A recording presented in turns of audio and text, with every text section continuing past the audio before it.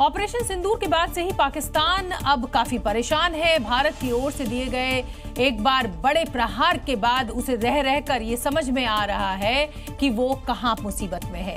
और आलम यह है कि भारत जितना भी कहे, पाकिस्तान अपनी सरहदी सुरक्षा को फुल स्केल में ले आता है।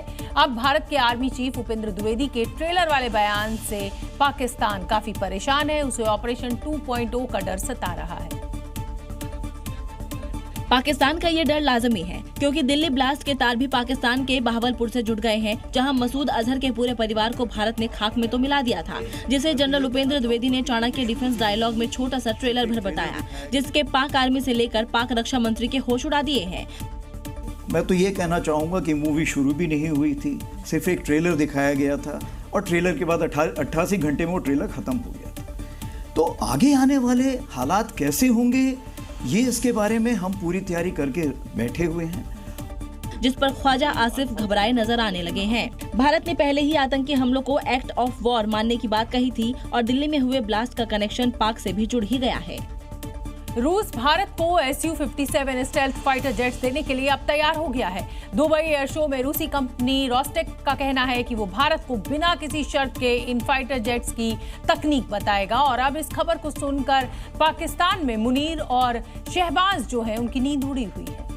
रूस के राष्ट्रपति व्लादिमीर पुतिन शहबाज शरीफ और मुनीर की नींदें उड़ाने वाले हैं। उनका एक फैसला पाकिस्तान और उसके आतंकियों के लिए काल बनने वाला है। राष्ट्रपति पुतिन अगले महीने भारत आने वाले हैं। उनके दौरे से पहले दोनों ही देशों के बीच कई मुद्दों पर बातचीत चल रही है। खबर ये भी है कि पुतिन की यात्रा से पहले दोस्त रूस ने भारत को अपने 5वीं पीढ़ी के स्टेल्थ लड़ाकू विमान Su-57 का ऑफर दिया था। रूस ने अपने इस ऑफर में 100% लाइसेंस के आधार पर प्रोडक्शन के ऑफर को फिर से दोहराया। रूस ने कहा कि अगर भारत Su-57 लड़ाकू विमान खरीदता है तो बिना किसी शर्त टेक्नोलॉजी ट्रांसफर किया जाएगा। यानी रूस ने 100 टेक्नोलॉजी ट्रांसफर का ऑफर किया, जिसकी डिमांड भारत में अब अपने हर डिफेंस डील में करता है। भारतीय वायुसेना को अपने पुराने MiG-21 जेट्स की जगह लेने के लिए बड़ी संख्या में सिंगल इंजन वाले एडवांस फाइटर जेट चाहिए और Su-57 इस जरूरत को पूरा कर सकता है। भारतीय वायुसेना भविष्य में हल्के और मध्यम भार के सिंगल इंजन फाइटर जेट्स की तलाश में है। रूस को उम्मीद है कि राफेल और तेजस के बाद Su-57 एक ताकतवर और सस्ता विकल्प बन सकता है। वैसे भी रूस डिफेंस सेक्टर में भारत का आजमाया हुआ साथी है और दोनों देशों के बीच लंबे समय से लड़ाकू विमानों से लेकर दूसरे डिफेंस प्रोजेक्ट की डील होती रही है। लड़ाकू विमानों को लेकर दोनों देशों के बीच दोस्ती की नींव 1960 में ही पड़ी थी।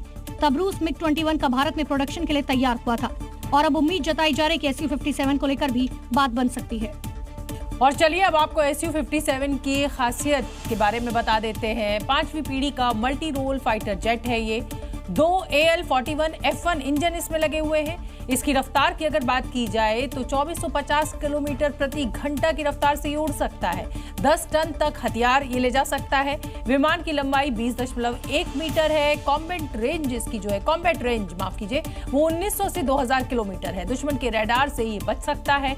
मुश्किल मूव्स में भी ये इसको महारत है और F-35 की तुलना में ये काफी किफायती है।